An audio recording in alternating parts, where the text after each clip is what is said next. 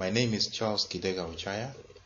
I'll be taking you through Principles of Marketing, PMKG 111.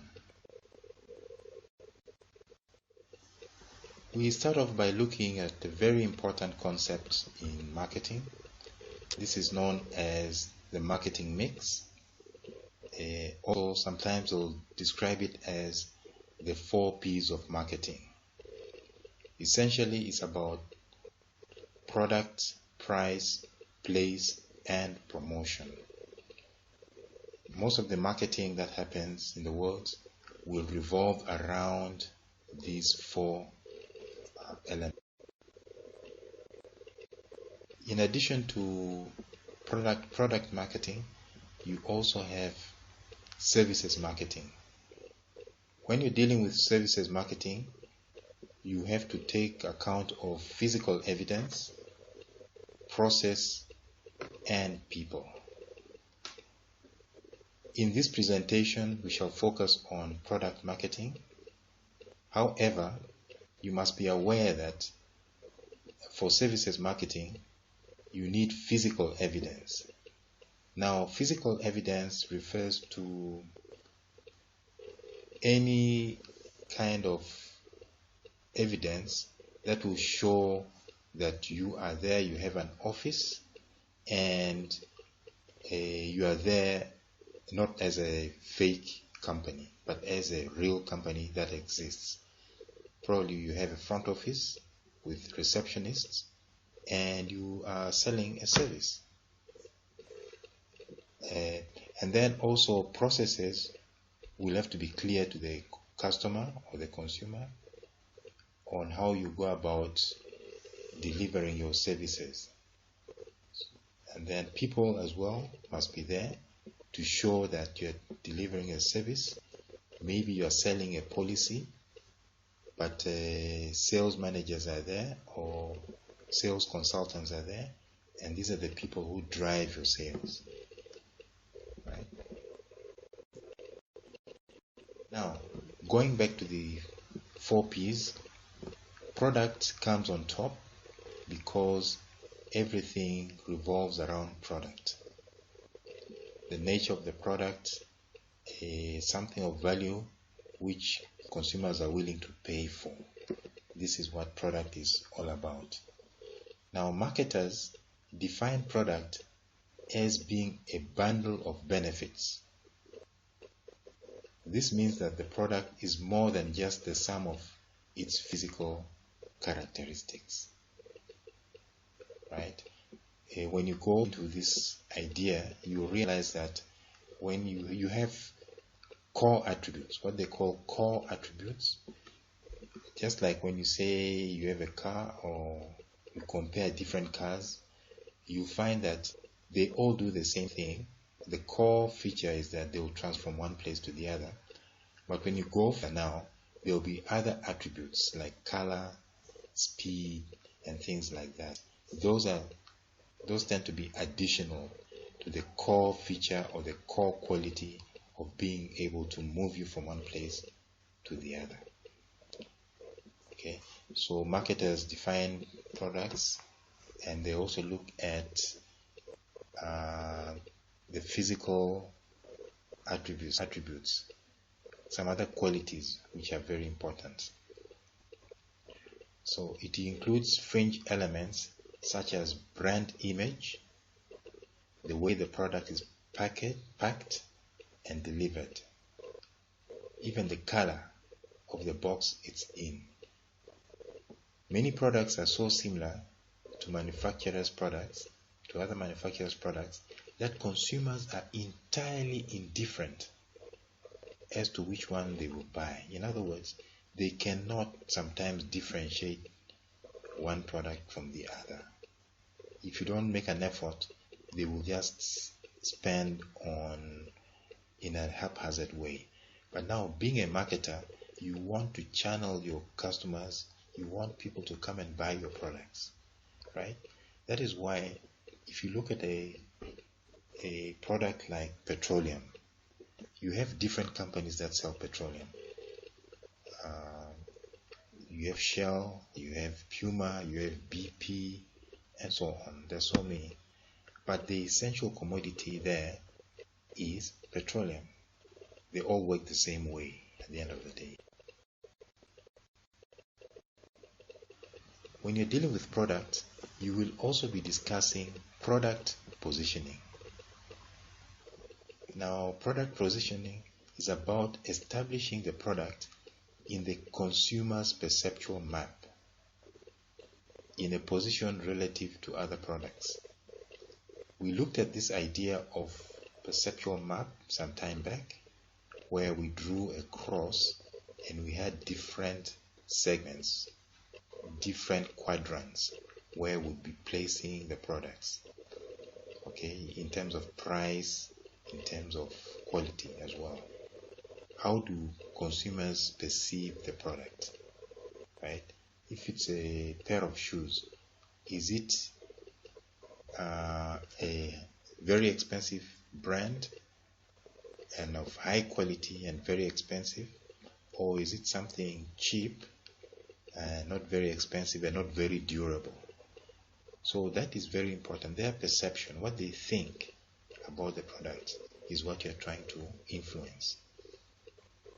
Now, also, there's a cautionary note at the bottom there, which says that, well, if you're a marketer or you're a producer and you are selling to a customer some concept, a product, but the product does not have all what you promised, all the qualities that you promised, then there will be dissatisfaction, there will be frustration. The customer will be frustrated, and in psychology this is what is called cognitive dissonance. Okay, they become dissonant. In other words, they become disturbed mentally because you've disappointed them, right? It is not a good thing because the customer will not come back. They will also send a wrong message, a bad message about your products, right? So you want to avoid cognitive dissonance. Now, when you're dealing with products, you realize that some products are branded, others are not branded. Like I already said, it's a matter of differentiation. A branded product is highly differentiated, meaning that they will try to make the product look different to the minds of the buyer. Okay, high differentiation. Maybe if it's a suit, they will call it Carducci, a brand, an Italian brand, and rather than just an ordinary suit. But because of the brand, people will associate Carducci with high quality suits, products, shoes, and things like that, right? So the level of differentiation is very important to appreciate. Now, branding draws on several things. Or as you can see on the right side, you are trying to tell the customer that if you buy this branded product, you will have better self-image. You will look good, right? It will be a product of quality. You are dealing with Carducci, you are dealing with Pierre Cardin. These are quality products. Or and it's expensive. The price, some people will buy based on price. They will not buy something cheap because they'll suspect that it's not of good quality. So the cost also matters. Then the expected performance, durability. Can it last or can it not last? What will happen to it? And then the actual differentiating from the other products, your competitors' products, like the coloring, the branding, the texture, and all that also matters. So from the consumer's point of view, those points on your right will is what the consumers are looking for, right? Now, from the producer point of view, they'll give the product, of course. They'll give the place where to find the product and how to find it. They will tell you about the price, how much it is. They will set the price. They will promote, create awareness using the many channels that they have. They will have people. If it's a service, there will be frontline staff, there will be salespeople, reps, and so on to help support the selling of that service. The processes would have been outlined, the steps will be clear on how they deliver the service because it's a service, and then anything to support to show their presence also will be there. So now when the two match, they will actually form some kind of brand, the way things are done from the company side in terms of marketing, okay, to try and attract the customers. Now, having dealt with product, which is the central issue under discussion, we now have to look at pricing more carefully. Generally, there are three approaches used when pricing. You can identify cost-based pricing, you can identify consumer-based pricing, and finally you can identify competition-based pricing. So whatever the name, or there are so many different names for pricing approaches, strategies, but they can be grouped into these three broad classes. Now, when you're dealing with cost-based pricing, here you start off by looking at the cost. Maybe it was the cost of producing that product at the factory. How much did you spend on the workers, on electricity, overheads? How much did you spend to actually bring the product, to manufacture the product? So when you now find out, you are now sure of the total cost per unit on each and every car that comes out from the assembly line. You can then say, well, based on that cost, we need to put a certain percentage on top of that cost, right? And that will be a markup on that. And then under cost-based pricing, there's also another approach where they look at the margins. Okay, here the focus is on the selling price and not on the cost of production. The other approach is called consumer-based pricing, right? You focus on the consumer's needs. You want them to keep on buying, and then you set your price accordingly by gauging the reaction from the consumers. One of them is known as customary pricing. Here, the idea is to try and keep the custom, to try and keep the tradition. If you've always charged, say, 100 pula for a certain product, so be it. It will continue to be 100. Then you will try to, by all means, minimize all the other costs involved with supplying that product. There is an example that is given of, say, those old telephone booths or the kiosks where the coin slot would always be the same. The coin slot would always be the same. They wouldn't modify it. If it was one puller, it will always be one puller. But then the cost of delivering the service they would try to lower that. There's also another pricing, consumer-based pricing, which looks at skimming. It's called skimming. It's where the prices start off very high, but then they are lowered gradually over time. You are skimming, and depending on the product, where it is in the life cycle, you will then do skimming accordingly. For example, if the product has just been introduced into the market, you will probably start off with a high price because not everyone has that product, and then gradually over time you will begin to lower prices as more and more people have the product now, and then the market is becoming more saturated. So skimming can be used at entry level. You also have competition based. Here the pricing tries to look at the competition. What are your competitors doing? How are they pricing?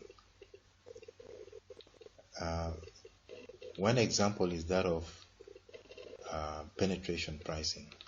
Here you want to gain a market share, to have a foothold in that market, right? You're selling a commodity, you're an entrant into the market, you cannot afford to put very high prices. So to gain access, you need to keep lower prices. This is what you're calling penetration pricing. You want to penetrate the market. There is also predatory pricing. This one is a kind of a strategic approach to marketing or pricing, whereby you want to outperform your competitors to drive them out of the market. If you can do that persistently for a very long time, you'll be able to drive your competitors out of the market. Under World Trade Organization rules, sometimes they will take countries that do this to task, whereby if you try to undercut or underprice in other destinations, you'll be sanctioned for that. Now, the other element from the marketing mix is that of place. Okay, well, place can also be a geographical location. In the geographical location where your business is located, where you serve your customers from.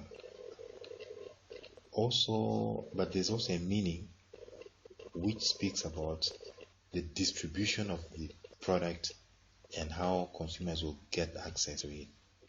Remember that consumers always want the product at the right price, at the right time, and at the right place, okay, to keep them happy. So here now you are trying to deliver the product to the final user, the consumer, using various channels. So we shall look at that in the next. Right, these are the channels of distribution. You will notice that there are 3 of them here.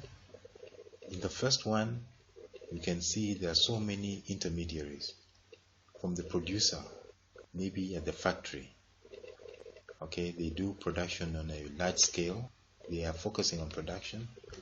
Then you may then have wholesalers, those who buy in bulk, large quantities, maybe jumbo cash and carry and so on. They buy in large quantities and then they have a warehouse, they store all that. They buy in bulk.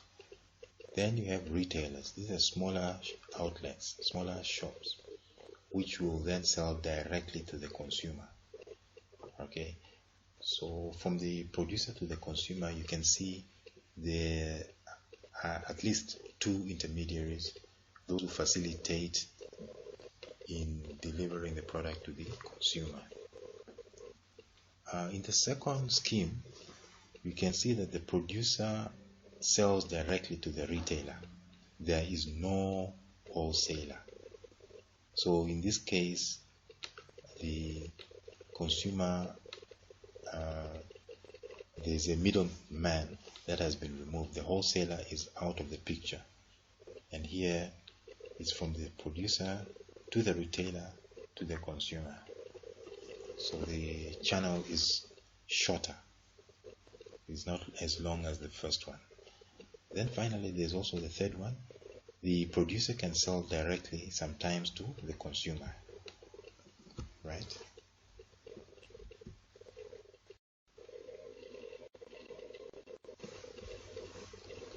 Now, when you're dealing with distribution and distribution channels, you will come across these concepts or these ideas to evaluate the channel in terms of how effective it is in getting the product to the consumer at the right time. Look at retail concentration. Look at channel length. Look at channel exclusivity. Look at the channel quality. Okay. So a distribution strategy decision attempts to find the best channel for delivering a product to the consumer. You want to keep costs down. You need the consumer to receive the commodity faster, and also you should be able to convey as safely as possible. So those are some of the qualities of a good channel.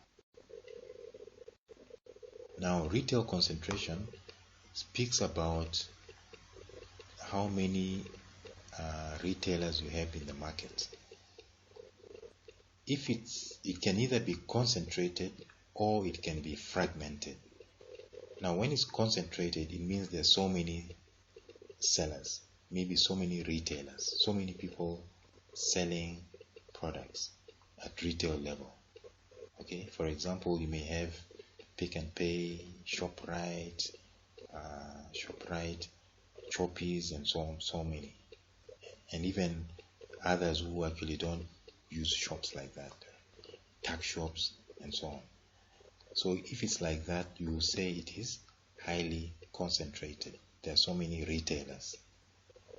You could also have a system which is fragmented, which means that they are scattered, there are not many. Okay, there are not many, and no one seller has a large share of the market. Okay, if you have a very large outlet where everyone buys from that place and no other, then it will be a system which is highly concentrated, and it will be a bit more like a monopoly of sorts. Now, channel length is about the number of intermediaries that a product has to go through before it reaches the final consumer. You can have a short channel or you can have a long channel. Okay, you remember the scheme, the diagram that I drew above, where you could either have producer to wholesaler and then to the retailer. That is a longer channel than the other one.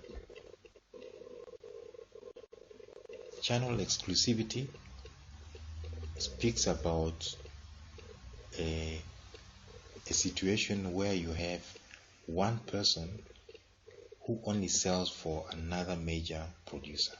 For example, if you say the only distributor for KL is Sekwana, then it means they have exclusive rights to distribute KBL products. So two companies can link up, or they can form an alliance, an agreement, especially when you're dealing with international marketing, where you are trying to get access into another country and establish a foothold there. Channel quality speaks about the expertise of people who are in the chain, within that distribution channel. Of course, you would have retailers, you would have wholesalers, you would have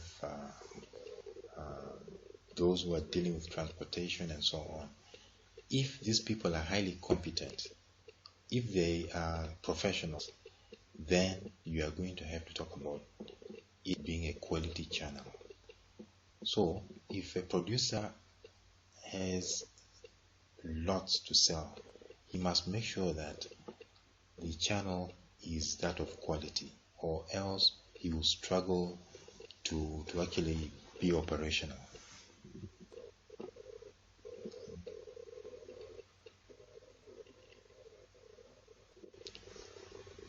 Now, when it comes to choosing a transportation method, these are some of the things you need to consider. Okay, for example, you need to consider the nature of the product, right? if you are distributing a product, think about it. Is it something which is perishable? Is it something that can be stored? Is it something that needs to be put in refrigerated trucks? Is it something that is fragile, like glass? How do you transport it? You know, when you're doing glazing, you can only store it in a certain way and use special trucks, modified trucks to take those glasses somewhere, right? Also, think about the methods used by the competition. What channels do they use? Are they using large cars, heavy trucks, or are they using motorbikes, and so on? You have sea, you have land, and also the time that they take to deliver a product also varies according to the mode of reliability. Is it 100% reliable? If you need to deliver a product somewhere that has to arrive regardless, then you need to have a very secure channel. It could be confidential or classified products, or regulated and so on. Then you need secure channels. Alright. Again, that issue of security at the bottom there. High value items may not be easily distributed through retailers. You can't post something through the post box, which is very, very sensitive.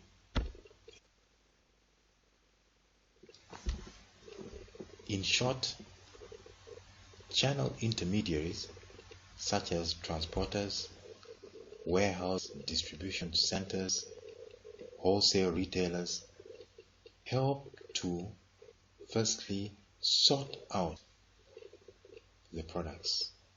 They sort out the products, they label them, they put tags on them, identification tags which the computer can identify the destination and so on.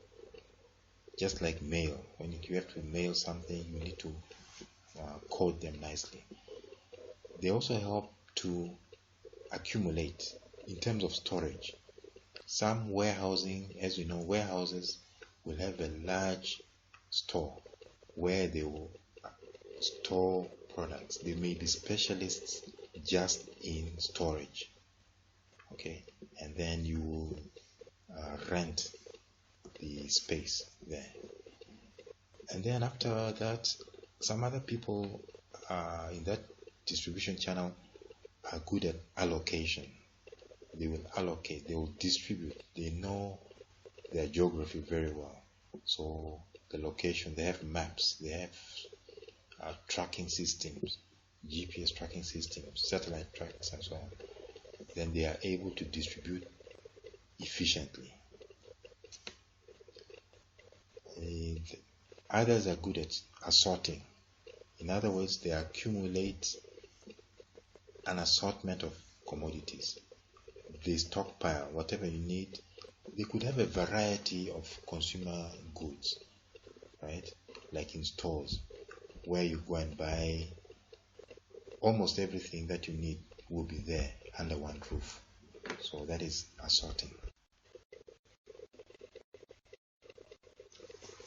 Now, again, coming back to the 4 P's, promotion is one of the important components of the mix. Here it's about, especially it's about pull and push strategy. How do you want to market your product? Is it going to be using a selling concept where you push the product to the consumer, go door to door, and using the sales team, you try to target as many people as possible? Or is it going to be a pull strategy where you want to create awareness, you are targeting a segment, and you want people to come and buy your products? So you need to then formulate a very good strategy in order to attract customers. In all of this, when you're doing promotions, you also have to deal with communication. Now, you have to deal with the promotional mix, where public relations is important. Personal selling, sometimes you need to do personal selling. Sales promotions, like KBL does promotions like that. Then advertising policy. How and where do you place your adverts? You need to think about that. Finally, the communication cycle is very important.